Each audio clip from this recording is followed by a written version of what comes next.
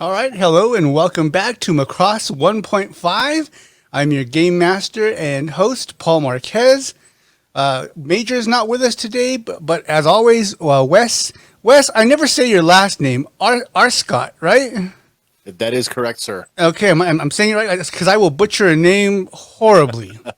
Listen, you are saying it absolutely correctly. It's R. Scott, but I've gone by and been called every variation that you can imagine. So I'll answer to pretty much anything. Yeah. I've been Martinez. I've been Marquez. I've been quite a bit. So I totally hear you.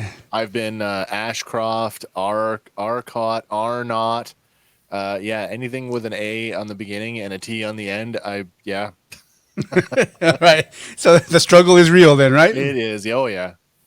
All right. So to start off this episode, I'd like to start by announcing the winner of the 50th subscriber giveaway.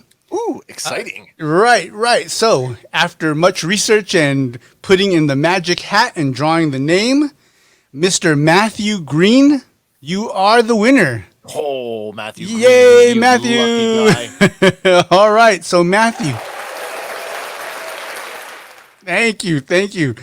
Matthew, if you can contact us at reflexpointpod@gmail.com with your shipping address, we will gladly send you your Robotech inspired gift.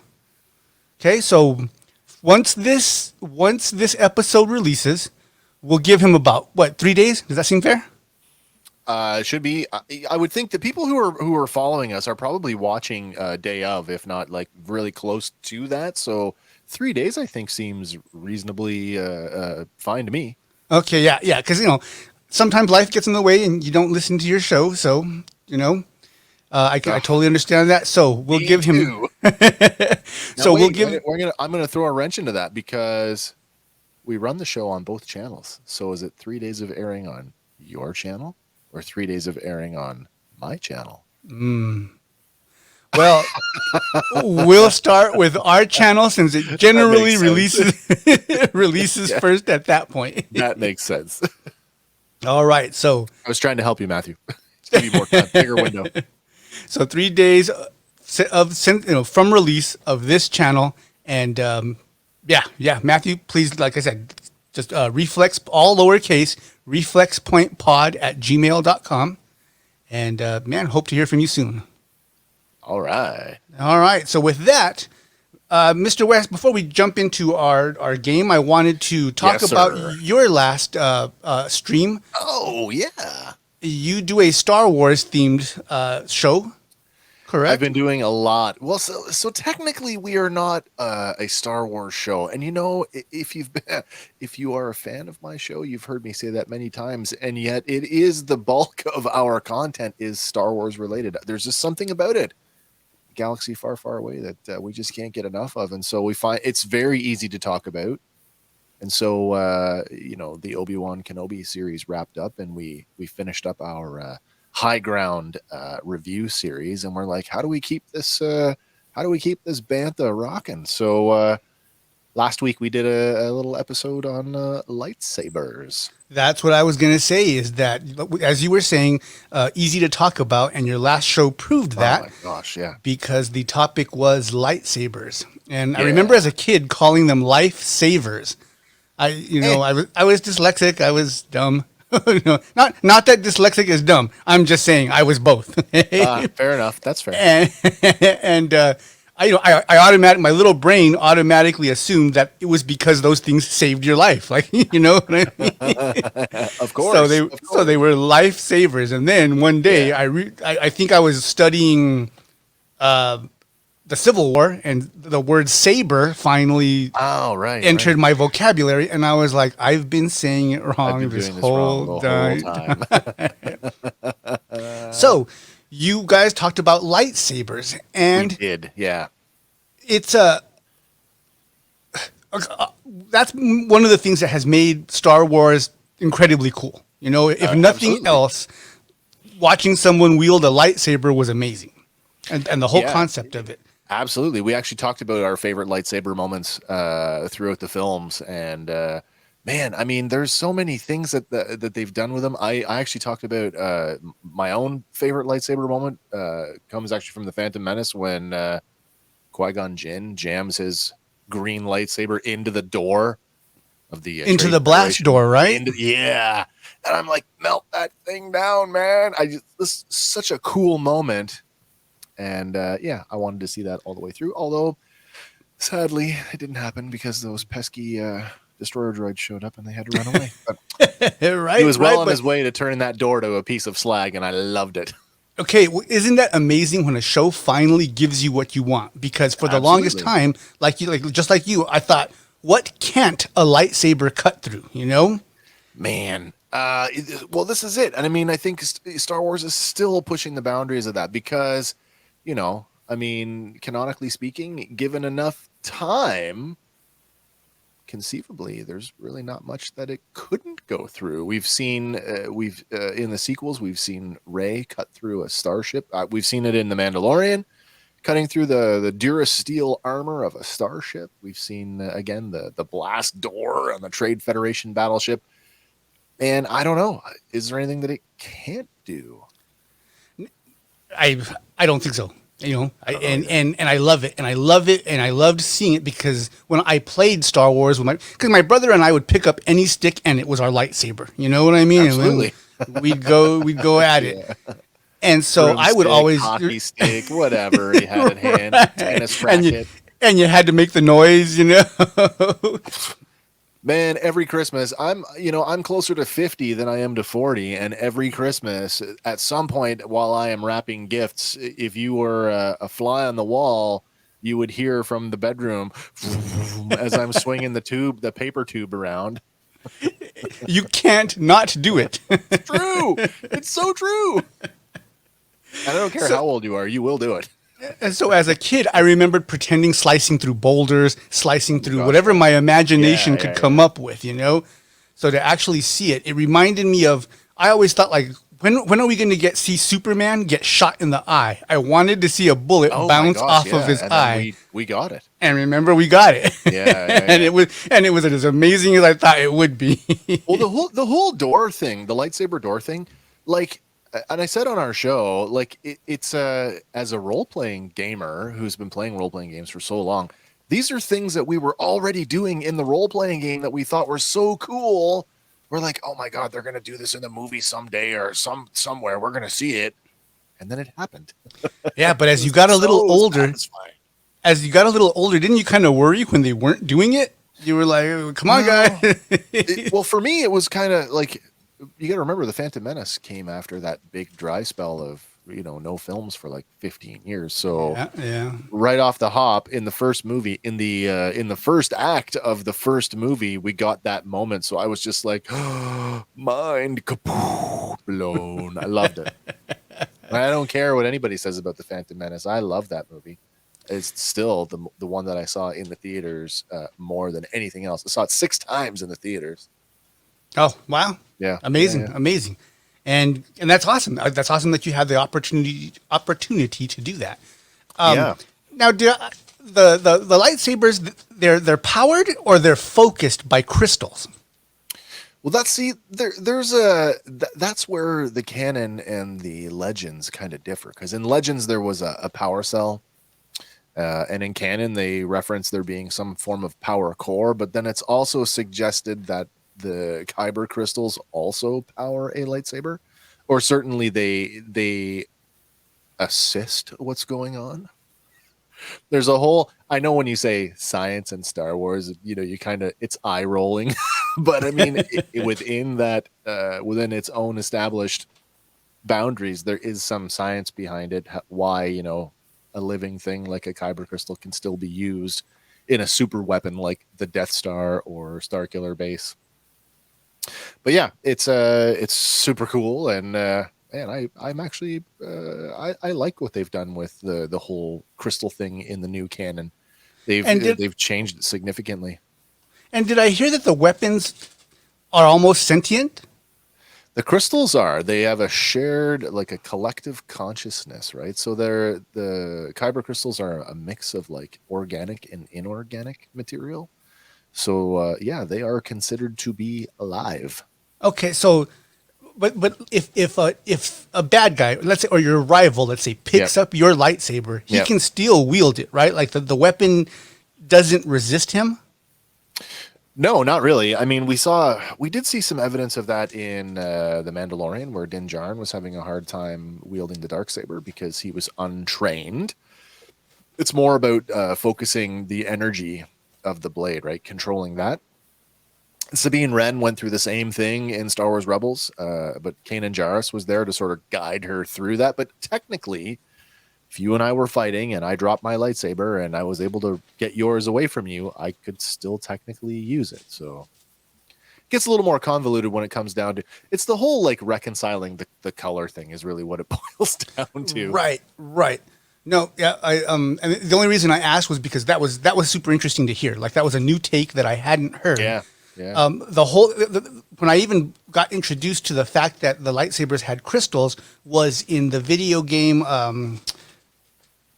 the New Republic, or no, I'm Knights sorry, of the Old Republic? the Knights of the Old Republic. Yeah. Yes, and one of the missions was to build your lightsaber, and I thought, Yep. wow, this is amazing. And I was like, Yeah, this yeah, would yeah. be so cool if this was canon. And then I find out it is, and I'm like, oh, great. That's one of the cool things about Lucasfilm is that they will recycle ideas and concepts as far back, like the idea of a crystal. If you go back and watch our episode on lightsabers, the episode, by the way, it's called Chasing Kyber, and it is a lightsaber story. So you can go and check that out on the Fandom Power podcast. If you like that kind of stuff, you're hearing it here first. The next one we're going to do, because we're going to keep that train rolling, we're going to take a look at blasters in Star Wars coming up next week. So if you're catching this in the month of July, you have a look for that if you want to hear a bunch of old men talk about like blasters in Star Wars and other science fiction. That'll be next week. It'll be next week, yeah. So it'll be Sunday. It's the 17th. Sunday the 17th of July. But yeah, we go live pretty much every Sunday night at 6 p.m. Eastern time, where we're talking about a variety of pop culture things. Sometimes it's Star Wars, sometimes it's not. More often than not, it is. Well, But hey. I definitely recommend. It's a fun listen, and thank you. and great show, man. Great show. Oh, thank you very much. All right, so let's go ahead and get started one more time. Matthew Green, congratulations. Please contact us. And Wes, let me tell everybody how we can all be winners, okay? Yeah. If you go to TeePublic, you can order and find Reflex Point. You can find a shirt and have a Reflex Point shirt, your favorite Robotech podcast, and we're all winners at that point, right? Man, I've said it before, and I will say it again for the listeners and the viewers. Reflex Point, I believe, is still the only English language Robotech podcast going right now. So, hey, support the show, guys. All right. Thank you. All right. So here we go. So when we last left off, you guys had infiltrated the island, managed to find some Veritex Sure that did. had been stolen. What is it? Commandeered them. Commandeered. Commandeered. And you guys I would saved. say we liberated them, to be honest. I mean, we were just returning them to their rightful owners. That's exactly true. So I can't argue with that. So you guys were able to bring them back. Once that happened, and you gave all the intelligence that you guys had gathered, along with the team or the guys that you had rescued on Right. the island, making contact, shutting down ECM that was on the island. A strike force was able to go in and completely neutralized it. Okay. So yeah. you and Mage get back to, or you and Steve get back to Macross, and some major meets up with you guys, and Okay. he tells you guys, great job, you guys did this, you guys did that, you're everything that the RDF stands for, blah blah blah, right? And he Yep. says, Now go so do it in Alaska.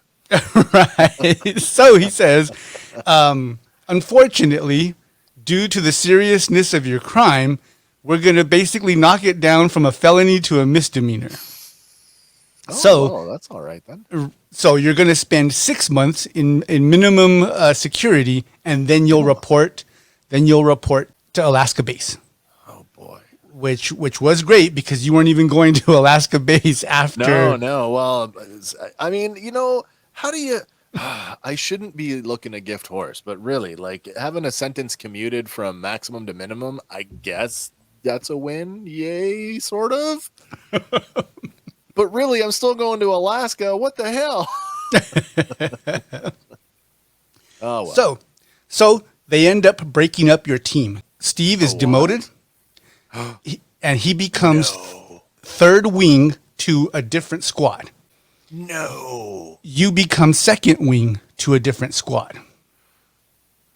I don't Okay. like that at all. Okay. Right. So right now you got your squad is called Purple Thunder. Okay. Purple Thunder. Which you're kind of like, wouldn't it be lightning? But As you I'm didn't, using this lovely purple pen.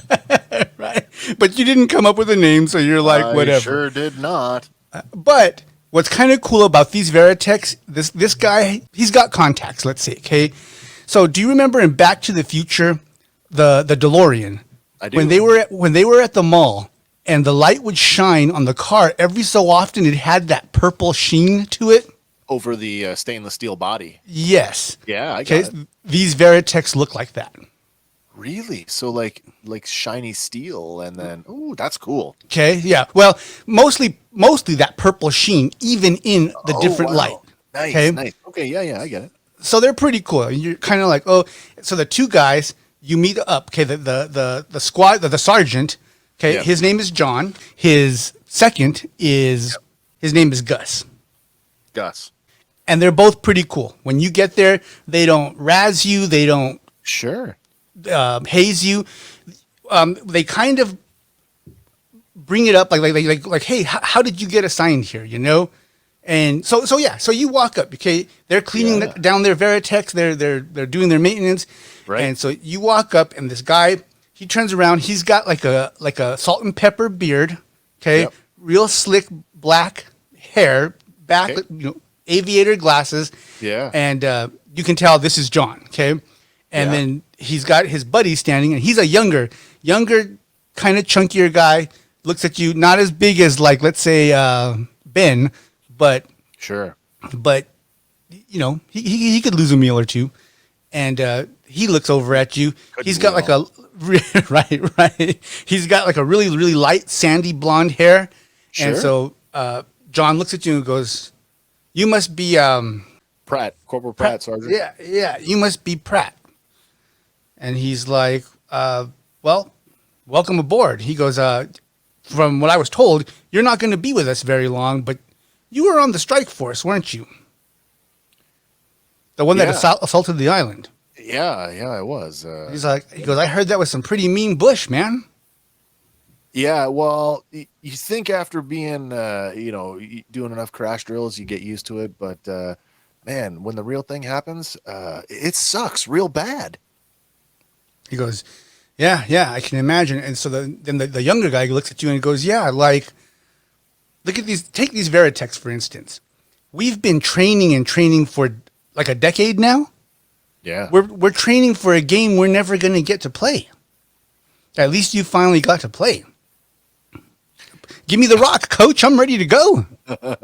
I wish I could say it was that fun, but as a pilot, I'm sure, gentlemen, you can appreciate how difficult it is to be a backseater when you just want your hand on the stick. And he goes, yeah, well, also too, I don't want to be shooting at humans, you know? No. And he's like, well, these were made to defend the earth, right? I think after, a decade of war, I'm ready for a bit of a break. But, I mean, there's a reason why they built these things. And part of me says, maybe there's a chance. He said, well, yeah, I'm glad we have them, but after 10 years, something tells me we're not going to have to use them. Well, I wish, I certainly hope that's true. I don't know. He said, well, how'd you get yourself assigned over here? Well, would you like the short version? He goes, at this point, I'll take any version you choose to tell me. Well, maybe you guys heard it was a small incident the other day downtown. Some liquid nitrogen. He goes, oh yeah, the crate falling. Yeah, so that kind of happened, and Steve and I were there, and we kind of got roped up in something a whole lot bigger. I don't even know. Am I actually allowed to talk about this? Is this information cleared to be spoken about? You know what? To you, you're not sure. You're not sure. So it depends. No one's ever told me not to. Yeah, right. Okay.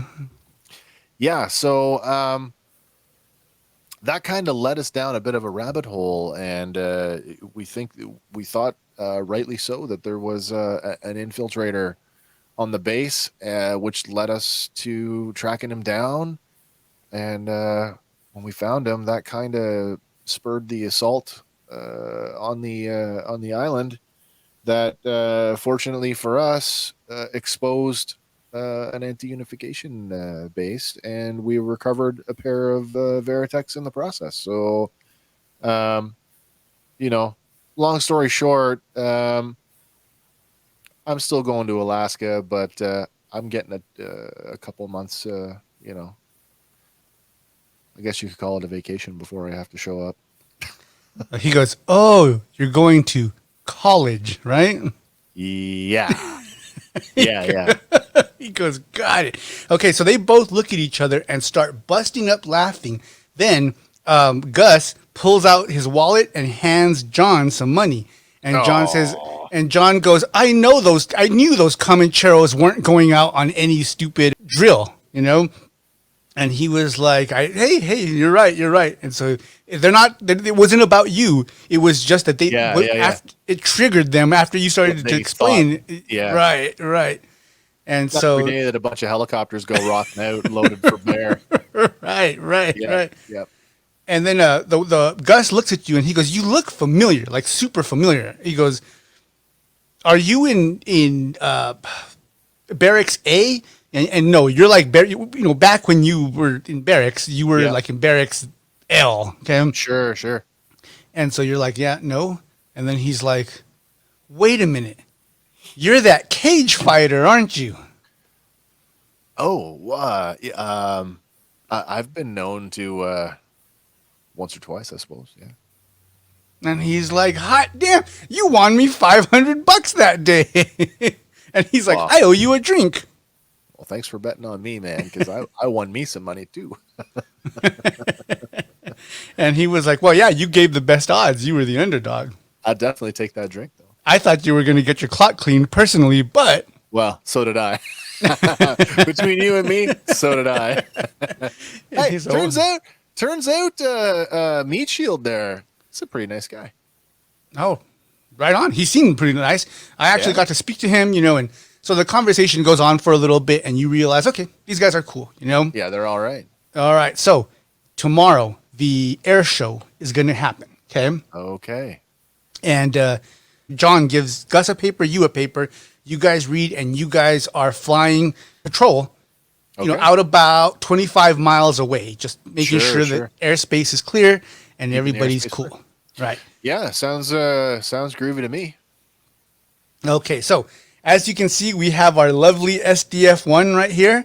Yeah. So from the position of the SDF-1, your range is going to be off to this side over here. Okay. Oh, sure. About 25 miles. My right, your left. Yeah. Offshore. Right. And you guys are going to be flying high and just making sure, no space. At a certain time, nobody's allowed in the air no more. Okay. Just the Veritex that are in the air show. Okay. All right. So sounds good. He's like, all right, go get some rest and report back at 6 o'clock. Wicked. He's like, come back at 6 o'clock. At 06, okay. Oh, 0600, okay. Okay. So you've Yeah. got a splinter in your mind, Wes. You've got a little unfinished business. You've got something to do. Okay. Do I go back to the hospital and let them know that we got the guy? That's you, the man. Yeah, That's let's it. do that. Okay, we'll go back. Okay. So, you get everything ready to go. Go to patrol.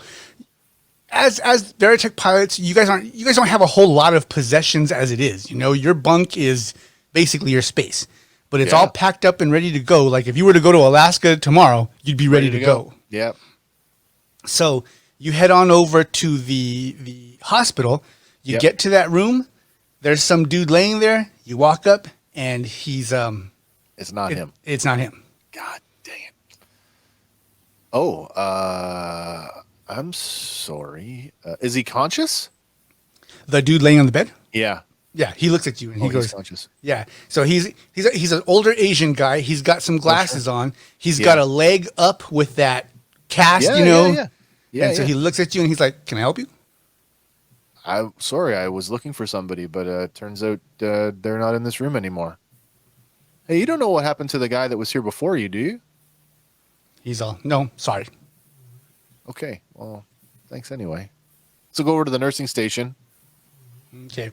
So you see this really, really cute nurse, and she was the one that had directed you there that first night. Oh, in the first night.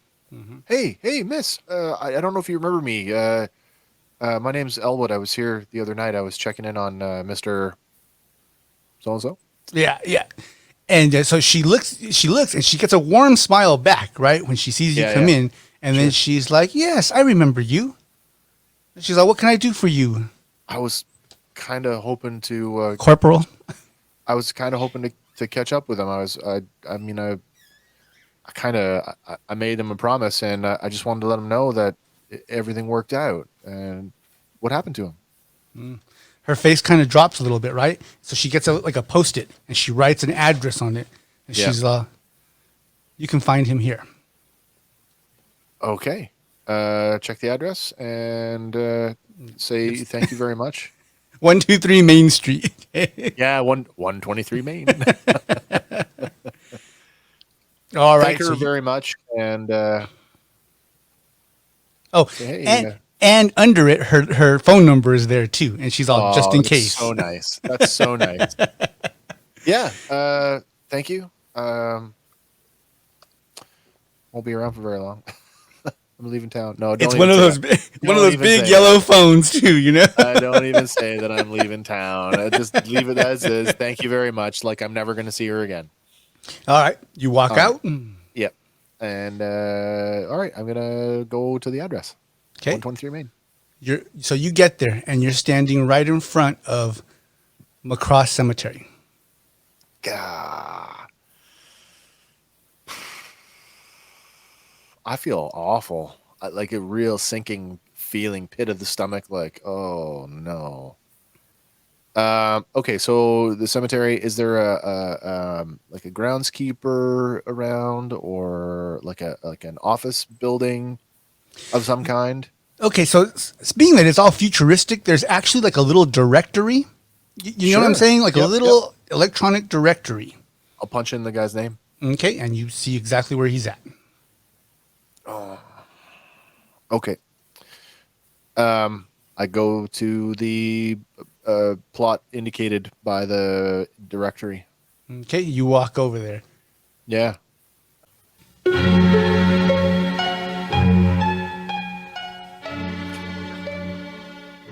You start walking over there.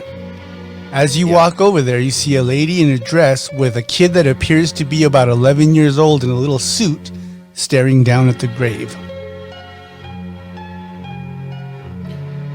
I'll just stand back and give the family their space. I don't want to interrupt them, but I don't want to be so far away that like they mistake that I'm here for somebody else.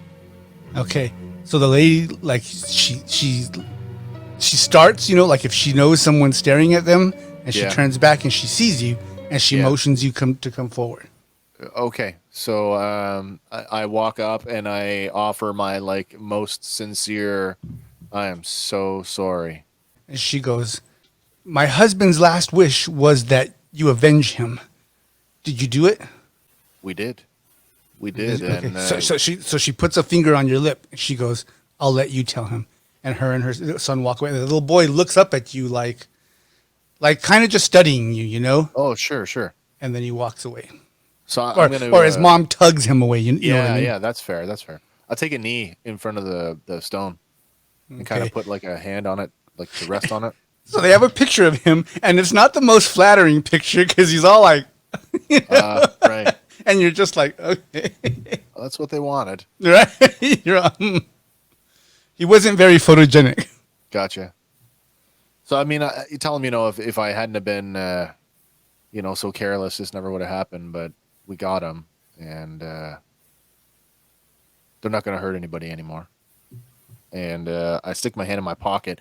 In the military, I don't know, challenge coins. You know what challenge coin is in the military? Every unit has a challenge coin. Presumably, I would have a challenge coin from the squadron that I was in. Okay. I'll put the challenge coin on the grave, on the stone, as a we did it for you. Okay. So you put it down, and you're just like, you stand back up, a little bit choked up. Okay. Yeah. And For then, real. so when you're done, the wife and the kid come up to you, right? Yeah. And she's like, "Thank you, thank you." And then she goes, "Just to let you know, he didn't die of the injury." What? No. Oh, okay. There was, What happened? there was, so it turned out that he had a different sickness, but for some reason, once the doctors told him, like he had no idea. He would have never known Oh. until he went in. And when he Okay. went in, and after they told him, like it took the fight right out of him. Oh. Okay. Like, have you ever heard of stories where people are told they have cancer and they didn't know? Like they went in because they stubbed their toe, and Yeah. then the doctor says, "I don't know about no toe, but you got cancer." But, yeah. Big C. And then the next day they're just They're down the done. drain. Yeah. So that's something like that was what happened to this guy. Okay. Yeah, that's awful, but okay. Right? So you're just like, wow. I still feel awful for this guy. Right. And so, but the little bit of comfort you could offer Yeah, to the sure. family, you did, and the wife thanks you. She gives you a hug, and as you're hugging her, you see the little boy look down, and he sees the coin that you put down. Yeah. And he picks it up, and he looks at it, and he puts it in his pocket. Cool. That's cool. That's cool. All right. She lets you go, and she takes the kid. All right. Okay, and as she's walking away with the kid looks back at you one last time, and then he salutes you. And I will salute him back. Okay, you salute him back, and what do you do? Well, what time of day is it now? So it's probably about noonish now. Noon-ish. So we got a few hours before I got to rack out to be ready for the flight tomorrow morning. Yes, so, sir. I think it's time to head back to the bar. Maybe my good friend Steve, now that the band has been broken up, maybe we can reconvene over some brewskis and find out what he's doing tomorrow for the air show. All right. Fair enough. Awesome. So, Assuming that he's off the same time that I am. I don't know. Maybe he's not. right. So you're like, okay, well, let's head on over to the Blue Oyster and see if Yeah. it's Steve. So you head on over, and nope, no Steve in sight, but Ruben's there. Ruben. And so right. he looks over and he's like, "Hey, I can get you another fight tonight." Not tonight, sir. I got a 6 a.m. hop tomorrow. That's not happening. He goes, we're on like a parade type of duty tomorrow in the Gladiators. Oh, cool. Are they going to march you out there or something? Or And he what? goes, "Yeah, we're supposed to just show him what we can do, look pretty, you know." Yeah. Sounds cool. And he's Yeah, like, usual dog and pony for the brass. "There you go." I mean, that's exactly it. So he motions to some waitress. She comes and brings Sure. two big old steins. She puts one in front of you, one in front of him. He grabs it and he Great. holds it up to you. And he's like, "Here's to the SDF one." Well, to better tomorrows, and the SDF-1, may she fly straight. Clink. And you guys both take a big old Right swig. on. Okay. Night is exciting. You know, people are laughing. People are this and that. You play a few games of pool. Sure. A few people try to see if they can talk you in, but no one's pushy about getting into a fight, you know? And, that's me. yeah. So night's over. Okay. So the morning comes. You report. Yep. You're on time. No issues. You can see a little, like a minor relief on John's face when he sees you report. Okay. Sure. Just because he doesn't know you, you know? Sure. And so you're there and he's like, all right, man. So here Properly you turned out, helmet ready to go, dressed in my uniform. Right. So you get it. You guys get in. You guys put on your equipment, your helmets, your little goggles go down, and you grab that stick. You know, you toggle it. Your wings, your tail fins adjust, and you're just like, wow, this is where I'm supposed to be. Yep. So John comes in the middle screen. Gus is on your left screen. Gotcha. And you're actually on the right screen. You know, if you had to talk to somebody else, your face wouldn't be there, but your computer knows that since it's just you talking to them, it's just like this right now. It's funny. I was going to say, it's just like this. And so John goes, okay, guys, here's what we're going to do. Elwood, It'll come to you. you're my number 2, okay? Purple Thunder 2. And Gus, you're number 3. And Gus was number 2, but he doesn't, you don't, like, he's like, you know, Roger that. Like, you can tell this guy is, he's green. He's as green as can Gus be. just get like saddled at 3? Yes. Sorry, Gus. No. And he looks at you and he's like, no, man. He's like, I'm as new as can be. I'm as green as the pasture right now. Green as Okay. the grass. All right. And then, so he goes, yeah. So Elwood, you're my number 2. Just let me, you know, just let's look pretty. Let's do this by the books and All right, roger that. let's get this all done. Okay. Yeah, sounds great. All right.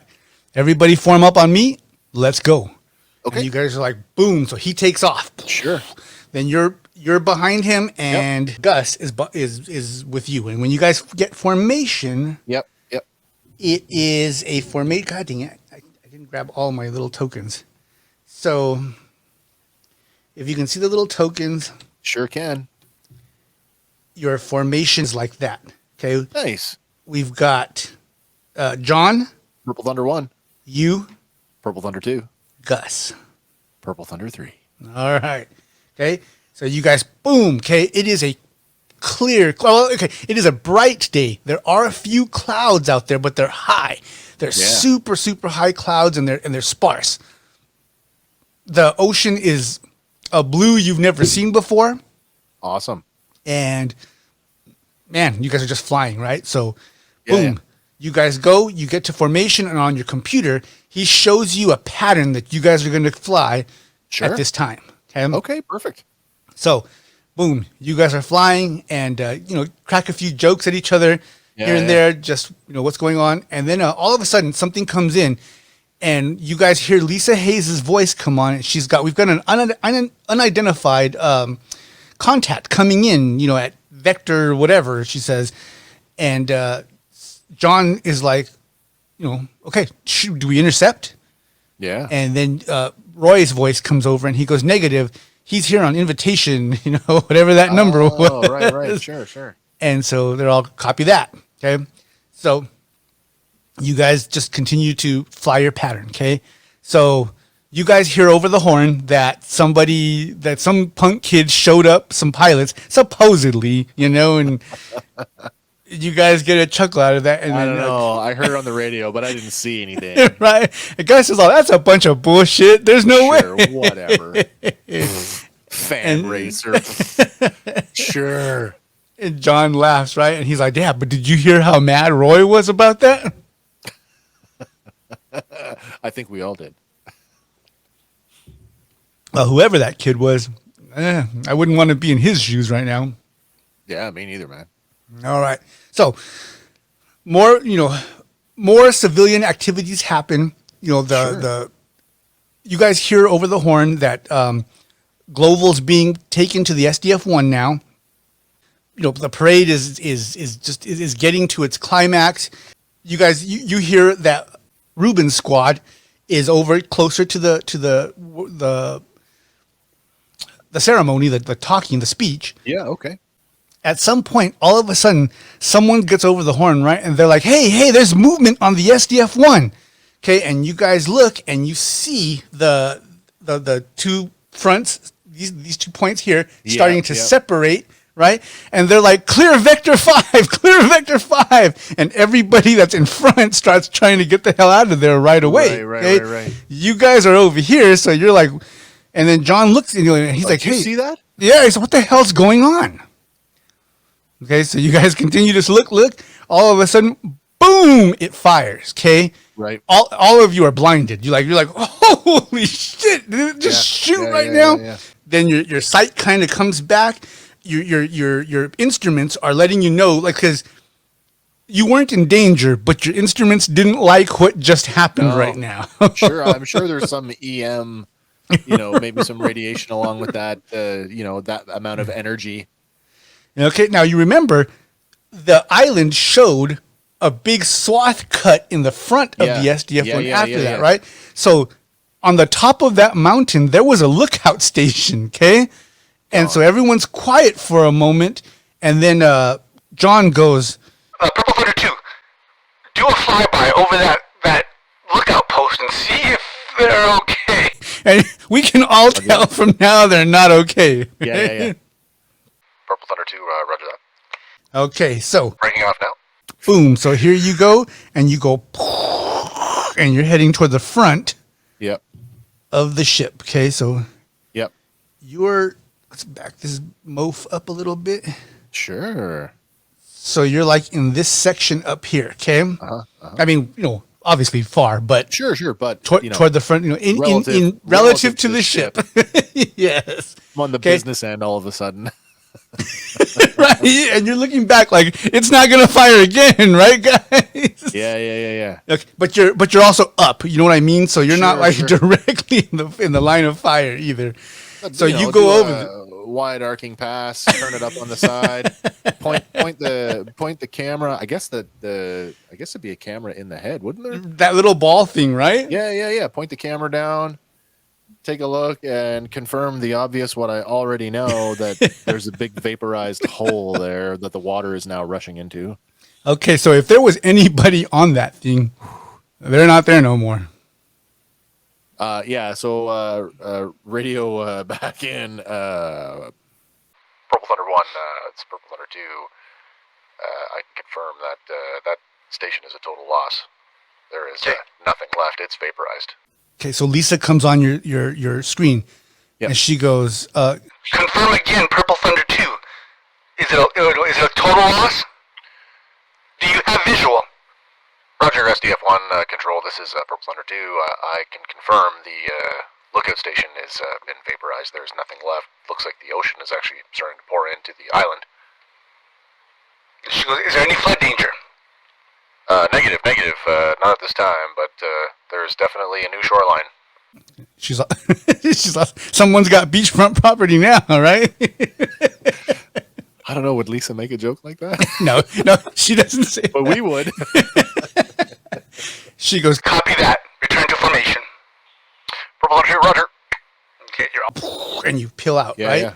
Okay, so everyone's like, what the fuck just happened? And so when you get back information, John comes on your screen and he's like, Pat, what do you think just happened? Why did they shoot? Man, I didn't even know that the thing could even do that. I don't know what the hell just happened. I've never seen that kind of energy before in my life. Okay, and then, Gus says, I heard about it, but I never thought I'd see it. Man, I don't know what happened, but I'm telling you, I got a bad feeling about this. He's like, yeah, this can't be good. He goes, okay, you guys, I'm going to try to see if I can find something on a different channel. Just give me a second, okay? All right, we'll hold here. And he's all click. Okay, so you guys are still flying pattern. In our formation. Right. Yep. But he's just not on your radio. He's just not monitoring, yeah. Vanessa comes up, okay? Okay. And she goes, we've got multiple contacts coming in on vectors 1, 2, 10, 5. And she sounds super panicked, right? that you guys hear the are they called klaxons or the alarms? Like the alarm, a klaxon. Is that what it's called? Klaxon, right? Yeah.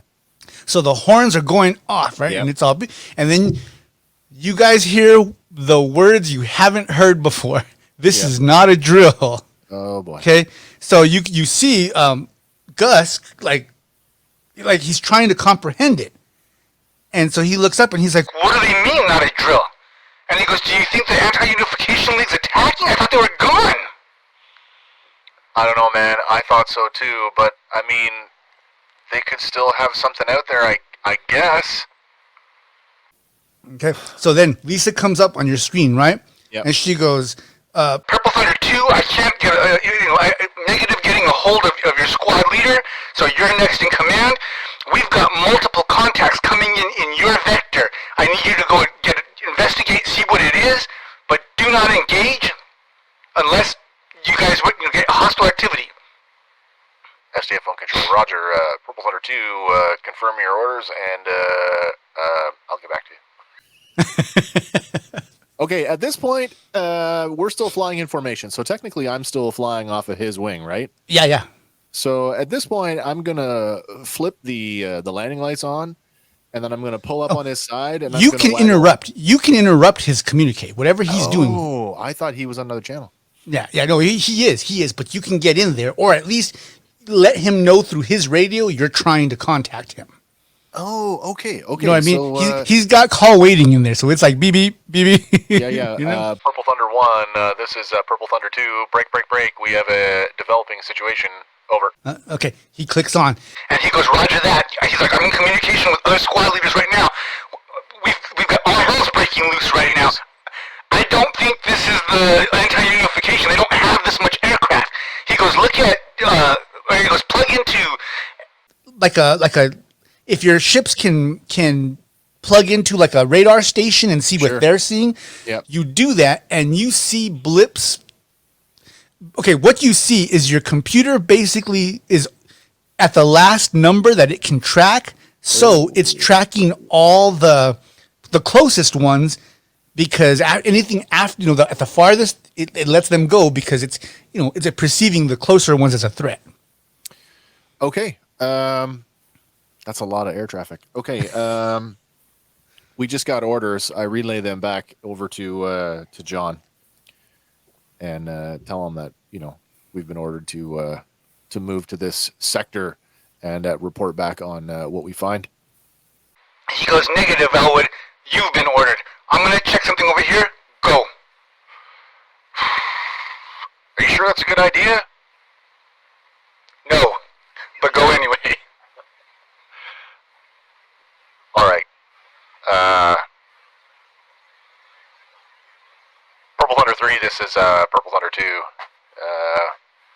Stay on my wing and follow me. His voice cracks and he's like, copy that. Okay. And we peel off and we start moving to the indicated coordinates Okay. to So get a boom, visual. you guys are going. So it's taking you up, okay? Sure. Up and farther to the, so we've got the SDF one here. Yeah. It's over like in this section over here, okay? Yep. Okay. So you're going over here. You've got your wingman behind you like that. Yep. Yeah. Okay. So you guys you're flying, and Wes, you finally see them. Okay. Yeah. And you see quite a bit of fighter pods coming in. Okay. The sea of green. And they are screaming. Now, number one, they're big. Okay. Yeah. Because they've got 50-foot pilots. Well, yeah. So compared to a Veritech, they're big. They're they're big, if not bigger than a Veritech. They're bigger than a Veritech. Right. And Yeah. if you wanted to come in not aggressive, like to show goodwill, Yeah. you wouldn't be doing it at the speed these guys are coming in. Okay, they actually have that little cloud thing behind them. When you're Oh my god! Yeah. Breaking the sound barrier. right, and they are screaming in. Okay, so Yeah. Gus comes on your screen and he's like, What the hell are those? So first, I I know because I've watched the show, but my character does not know. So I am toggling IFF. Am I getting a readback on IFF? Yeah, so you see it cycling and cycling and cycling, and finally it says no known, aircraft. All right, so I tell him I got nothing on IFF. I'm going to radio in for weapons authorization. Okay, so you click up, right? So you click, and you're like, I should be getting the can I relay the camera feed from my Veritech back? Absolutely. So I send them the camera feed back. I tell them I got nothing on IFF. I'm looking for a weapons authorization. Okay, so you click all that. Yeah. Well, so you click, you get the feed going. Yeah. You radio in like the vector that you're spotting them at. Yeah. And but as you're about to talk and start telling them, Yep. you see the lead. They're not coming in formations we're familiar with. They're stacked. They're in formations, Yep. but nothing like we see. Okay, down, up, Yep. all over the place. And the first wave coming in is about 26 of them, away from like the cloud of the rest of them. So the first four, right? So the 13 first to 1 odds, yeah. So the first four kind of that cloud disappears because they slow down, Oh wow. and each one launches missiles. You just see them drop down and then corkscrew toward the SDF-1. Okay.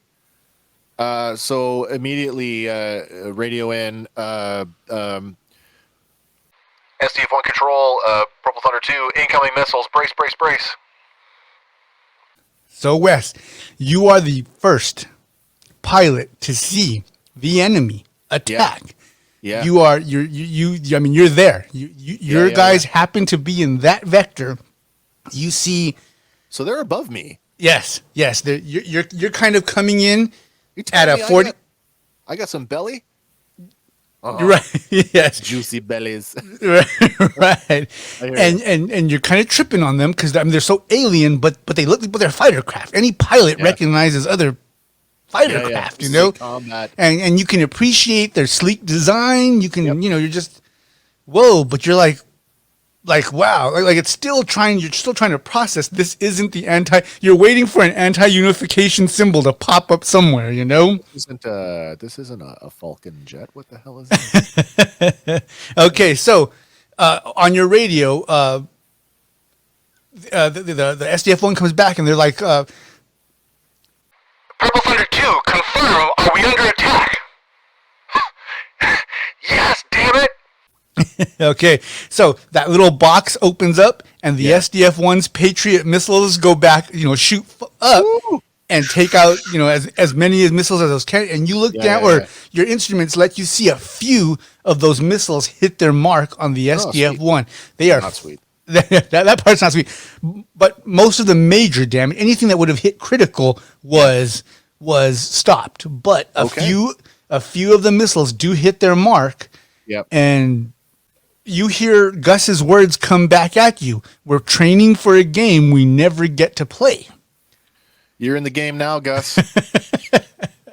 So everything's changed. Everything's changed right now. Immediately, absolutely it is. Just given the sheer volume of enemy fighters, this is not going to be an engage them 1-to-1 kind of situation like I would have hoped for.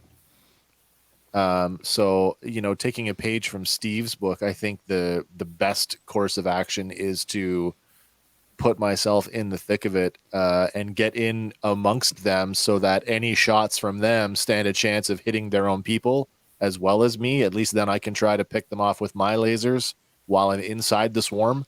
All right, gotcha. So, Gus, stay with me. We're going in hot. okay, so you see his look, like his face looks like, what are you talking about? Do what? But his voice, he goes, Okay, what's your plan? What's your plan, Elwood? Yeah, we're going to split the swarm.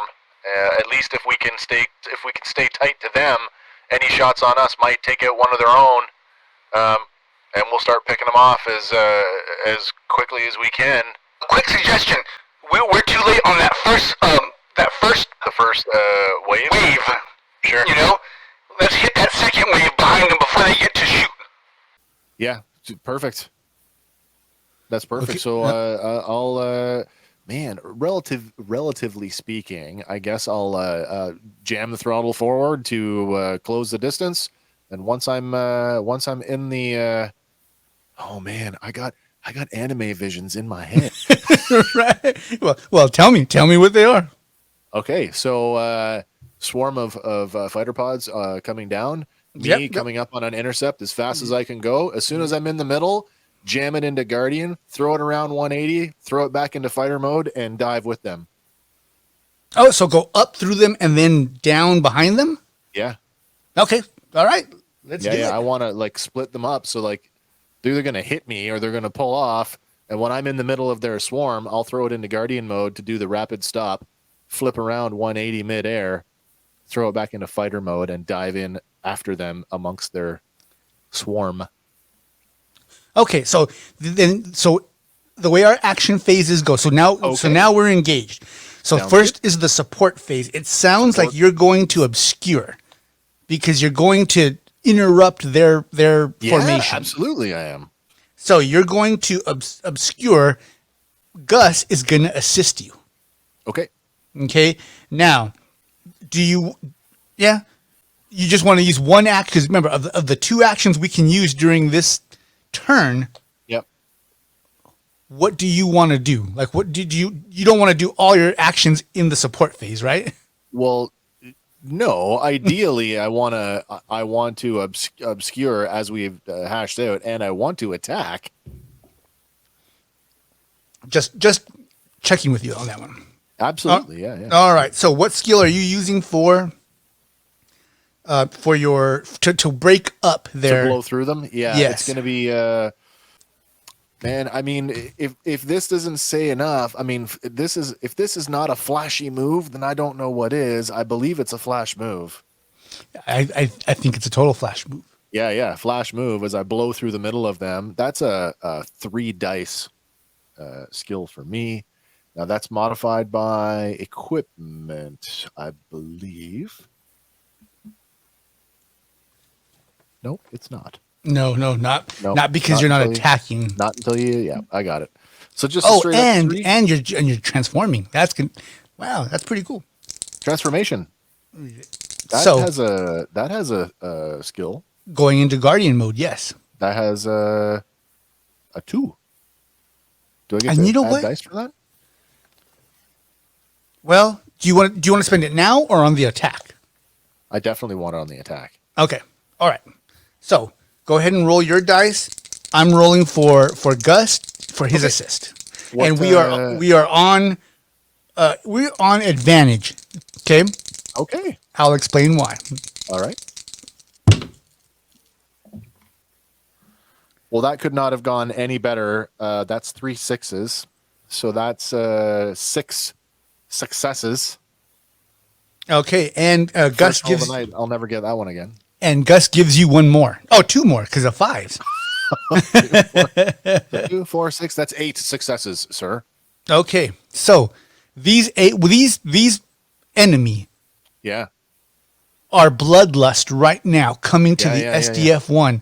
Sure. They don't see anything else. This is like who gets to shoot the enemy first for them. Right. You know what I'm saying?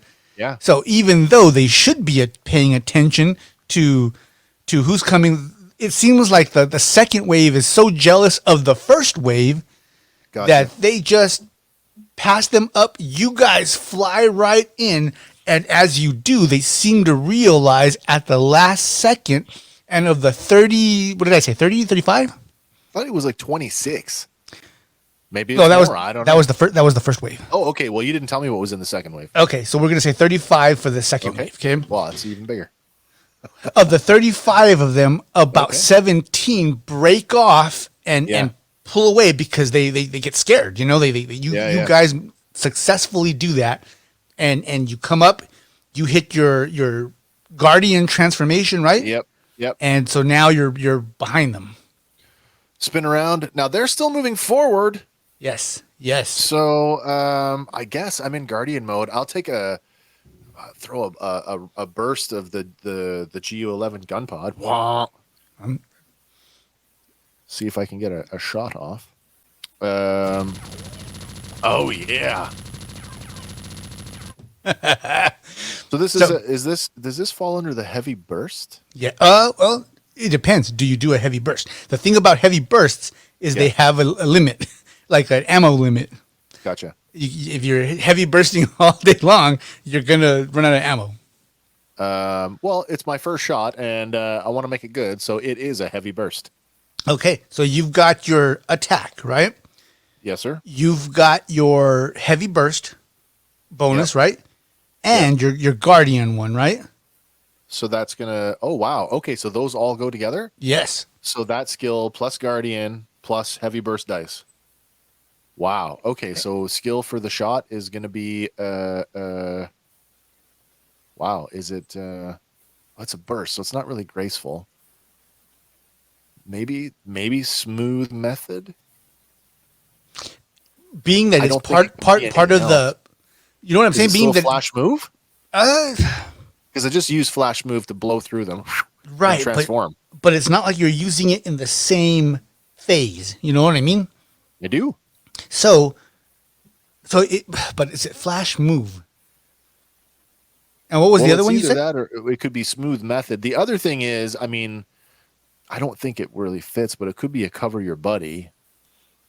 No, because right now you're He's based covering me. for all intents and purposes. You're Purple Thunder 1. Yeah. Okay, so it's not that.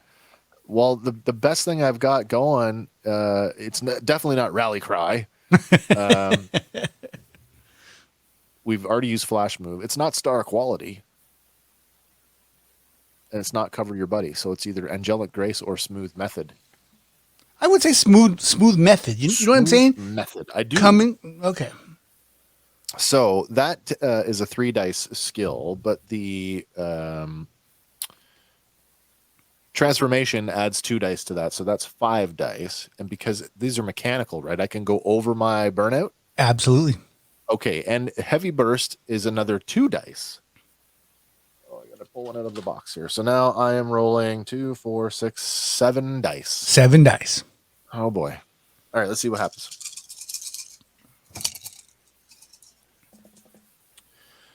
And we're at advantage. Oh yeah. Yeah. At this point, still yes. Okay.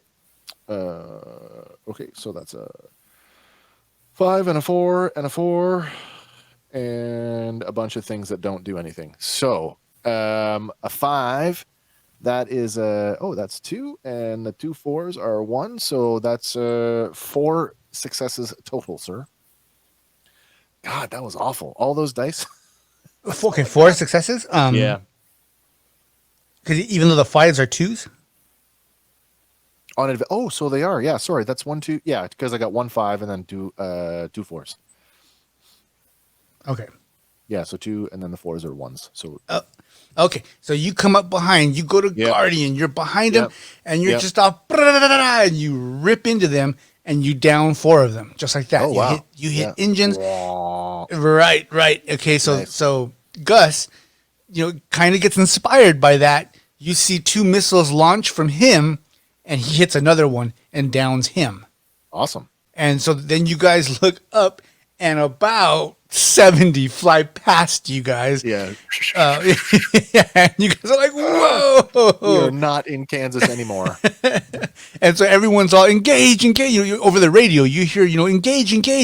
And and the whole TIC, the Tactical Information Center, is just lit up with people screaming directions here. We're being attacked here. Evacuate here. Because that's exactly what I was gonna do. Was report our numbers, and we are supremely outnumbered. We were supposed to be flying we were on a combat air patrol for a freaking air show, so there's probably no rally point. Wow. Okay, so Elwood looks down, or all you hear an alarm, and you look, you check it, and there is a lock being on you from behind. Gus, I got a bogey. Can you see him?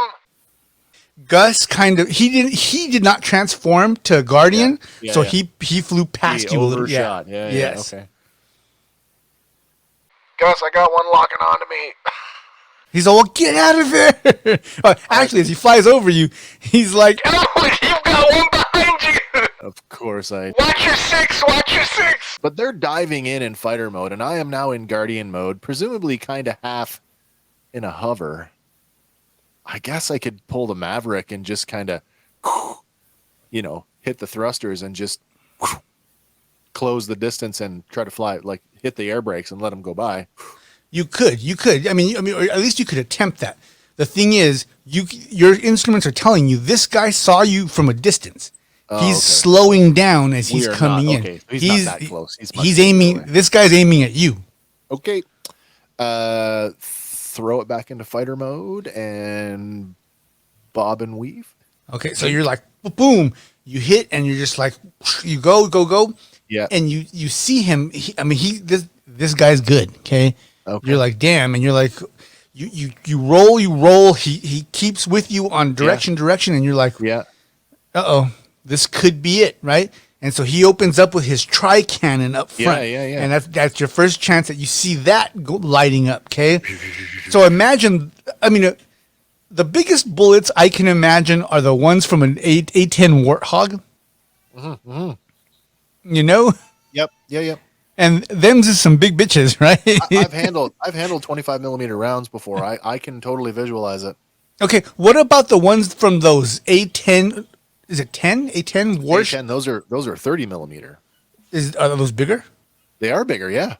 Not like by much, but I mean, they would be, in the vicinity of like the length of your keyboard, maybe by like, beer can kind of, like thickness, a skinny beer can, yeah. Okay. So maybe like a White Claw can, right?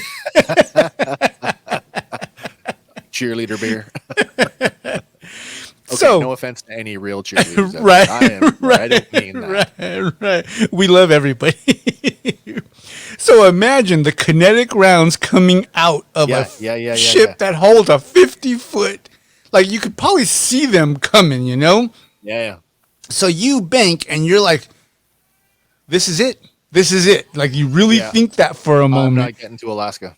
And you think to that one guy, that the liquid nitrogen guy, you're like, well, I was actually thinking about the kid right now, thinking, well, I wonder what that kid's doing right now. I hope he's safe. And all of a sudden that ship disappears from your radar, and John comes up behind it, and he comes through the cloud of the the destroyed, fighter pod. Yeah. And then he forms up in formation with you. Oh, wow. Okay. Okay. And he's like, We got a shit ton of these guys out here. You got any direction from higher? Because all I've got is a target-rich environment. okay. He's like, I don't think Iron knows what the hell's going on right now, too. okay. But, so you see these bad boys right here? Yeah. Because of what you guys did too, a few blasts from those head in your direction and split up the rest of the cloud coming toward you guys. Yeah. Okay, and so the SDF-1 is shooting in every direction that it thinks is the best possible solution, considering what's coming at them. That makes sense to me. Okay, so then over the net you hear Gus go, We're getting annihilated, guys. I'm in charge now. and Gus is a corporal, okay? I'm sorry. So Ruben comes over and he goes, we're getting annihilated. I'm in charge right now because of how many losses they've taken. And he goes, We're trying to evacuate citizens, but we've got these pods coming in. They're targeting civilians. That's not cool. John, we got to do something. Those destroids are way too slow for this. and he goes, so he goes, okay, hold on, because he's trying to figure out what the hell to do too, right? Because he's like, we could go help him, but we're being attacked. like the ship is getting attacked. And so you look down and now you can see visual damage. Like, let's say like here, you see fire here. You see some some breached hull. Oh wow. Well, no, not breached hull. So not breached hull, but some craters, you know? Yeah, yeah. It's some Where buffling. right, where hull's Yeah. about to be breached if this continues the way it is.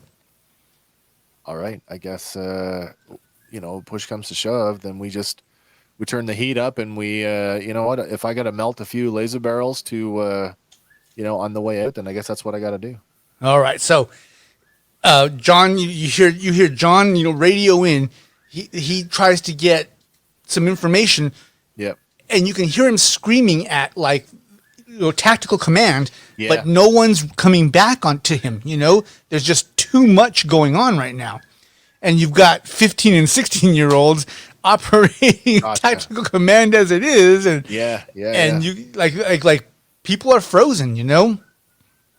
Okay, so John goes. We've still got pilots trying to take off right now. We're gonna go try to lend them cover on Airfield 5, okay? Okay. Yep. This Ruben character, that's a friend of yours, yes? Yeah. He's a good friend. Go provide him cover. All right. All right. Okay, so they break off. Yeah. And then you look over and like through the cockpit you see Gus looking at you, and he gives you that nod like good luck, right? Yeah, And then he yeah, breaks off. You could be my wingman any day. All right. So you bank to your right, I suppose. Yeah. Start heading down, and you look Close the wings and right, and you Yep. can see a laser show going on in the streets of Macross. Okay. Yeah. And you're like, oh my god, like the damage is incredible. You're just like, yeah. it's been a long time since you've seen something like this. The global civil war has been over. Right. And to see it again, it's kind of triggering. Yeah. I can imagine. Okay. So with Ruben being a ground-based unit, a call for get him to name the rally point. Tell him I'm on my way. Okay, so you're like Ruben, right, over the thing, Yeah. right? And Yeah, he yeah. goes, he's like, Elwood, is that you? Yeah, it's me. It's me. Where are you at? okay, so he gives you the coordinates. You Yeah. you know where they're at, Okay. and then Forward he's on. like, Get there as fast as I can. you ask for a rally point. I do. Okay, right. He's like, there is no rally point right now. Come get these guys off of us. Okay. Okay, so Hold tight. I'm coming in hot. okay, so you're boom flying down. As you fly, low, you're shattering windows in your wake. Any window that's not left broken right now, yeah. and even some cars that have the shattered windshields are now just blown out. You know what I mean? And you fly through the street War and as hell. right. So you get because what mode are you in? Fighter. Okay, so I assume you're just above the buildings, right? Above, yeah. Okay, and you see your first battle pod, and it's just going boom, boom, running, and you've Yeah. got its back. Stupid egg. The integrated lasers. Right in the back. Do it. He's gonna bobble up into me, and I'll. That's gonna be man. I'm level flight, and he's just jumping into my. It's the duck game. Okay, Right. so this is gonna be a smooth method as I attempt to laser this guy with my integrated lasers. And there is no skill bump for that. It's just the skill itself, right? I don't believe it's an equipment suit, right? No, it's not. No, it's not. Okay, but what about fighter mode? Because I think there is. I don't see anything for fighter mode. No. No, I see transformation. Oh, so wait, description for transformation. Fighter, defending ranged attacks. That's the note that I have on it. Okay, so see that if you go into fighter mode and start dodging shit, that helps Yep. you. Oh, I'm better at that. Oh, okay. Battleoid is for Which- attacking, guardian, maneuvering, and short range. Makes sense, right? Right. Yeah. Oh, so you get a bonus based on what mode you're in and what Yeah. you are doing. Yes. Okay. Well, I'm attacking in fighter mode. Unfortunately, there's no bump for that. So it's just a straight up smooth method, 3 dice, in his bouncing bum behind section. On edge.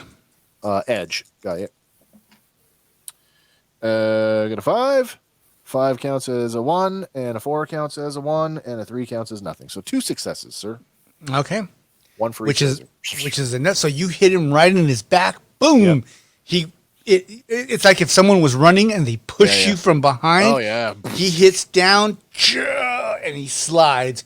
Bam! Hits a building, and you go whoom right past him. Yeah. All right. So you look up and you see the gladiator squad. Now you know that a gladiator. Well, I wouldn't say because I don't want to mess up. I don't want to say a number and then everyone's all, you stupid asshole. That's not a gladiator squad. No, I get you. Okay. So Ruben's squad. They made squadrons 3 planes in Robotech. Come on, a squadron 3 planes? Right. What? Right. So Ruben's squad was 10 gladiators. Okay. Sure, 10. Yeah, that makes sense. You see 3 of them left. Oh boy. Okay. And they're battling for all their worth. Yeah, and you're coming in, and you see just a whole ton of those pods Are we coming talking in. like circle the wagons kind of deal, or like? Right. It's the Alamo right now. Okay, so it's from every direction. There's no. Wow. Okay. Well, Where's okay, the heaviest? So from the rear, that's where you can see that they're trying to funnel. The good guys are trying to funnel the civilians to. Okay. Yep. But you can see, like as you look down, you see one battle pod just stomp a line of traffic, and right there, you're just like, well, they didn't make it. That's no good. Okay. Well, I'm much more maneuverable. I know I'm much more maneuverable in a Destroid, and I'm a lot more nimbler. Nimbler. I'm more maneuverable than they are. Yeah. Oh man, I don't know. Like, okay, so whatever is most currently the most immediate threat to the civilians, that's my focus. Okay, so you start flying in toward that. There's two of them, and so one jumps forward. The other one must have seen something on sensors because he turns around and he sees you coming up. Okay. So it is support phase. Do you assist, obscure, observe? Well, I don't want to get hit, so I believe obscure. And and remember, I'm going to do it. Remember, you have 2. Yeah. Like, you don't have to do anything in the support phase. Actually, I'm not even sure you can, because you're not supporting it. You can't support yourself. I guess not. No. Okay. Well, there's a defend. So my bad. So yeah, there is defend. Exactly. So this battle pod is going to attack and defend. That's ops then. Yes. Okay. Well, I'm going to defend and attack. That's what I'm going to do. So nobody has the drop. So let's do our attacks first. Attacks first. Okay. Do you need to know cinematically how this is rolling out for me? Sure. Yes. So, I mean, I spot the guy turns and he's now focused on me. So I am going to throw it back into Guardian mode above the buildings, right? Okay. And I'm either going to dodge his autocannons or whatever he's using. And then I'm going to return fire with my GU-11 gun pod, and then I'm going to drop down to street level. So when you hit the Guardian, do you use the legs like retro rockets where you blast back, like you're coming in hard and then back, or? Yeah. It's the most visual thing you can do in a Veritech. Right. Okay. Why wouldn't you? I'm just trying to blow a building over or anything, but melt the building down, slag it. No. I mean, well, because I figured because you could not retro it, and still and your momentum goes forward, just boot him down. I guess I could do that. Hit him physically with the body of my Veritech. That's interesting. I don't know if Command would like that. But that means I'm closing with him a lot closer than I want to be. You know what? I'm going to save that. I'm going to keep with my original plan. Transform above the build, just at the rooftop level, dodge, shoot back, drop down to street level.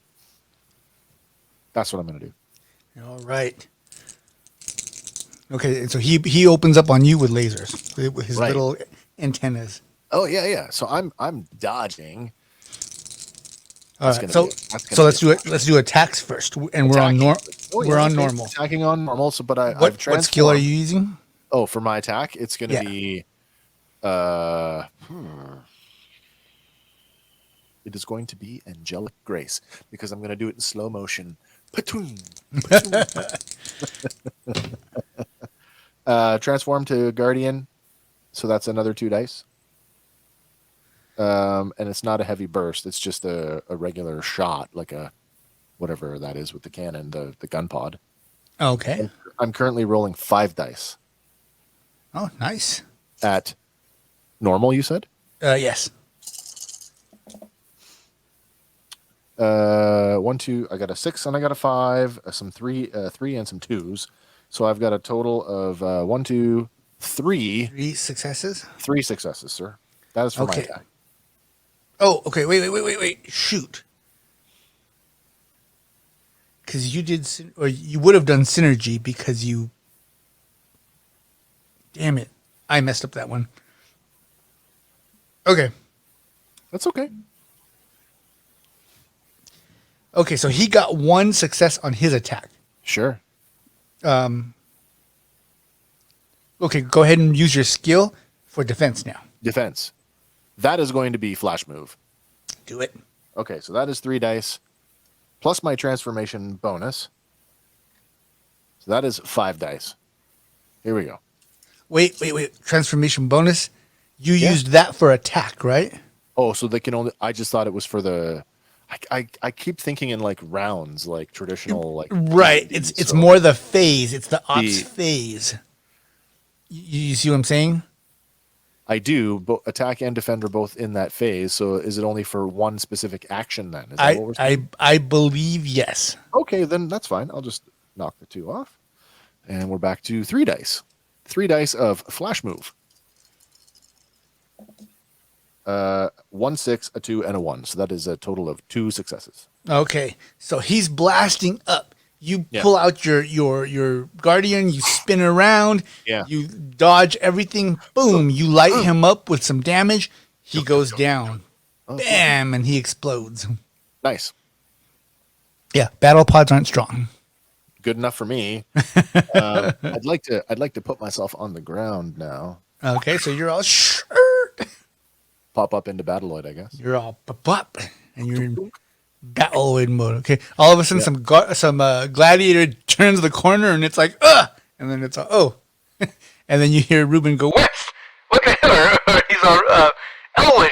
God damn it, you scared the shit out of me! Yeah, well, these robo chickens are not helping, so I'm here to help. okay, he's like, look, Look at this! and he kind of, he walks not even that far and he points down and you see a battle pod downed and then you see the pilot like halfway crawled out of it. Yeah. And you're just like, ugh. It gives you the shivers because you're like, whoa. They're giants. And he's like, But they look like us. Yeah. and we'll stop there. Oh, nice. Well done.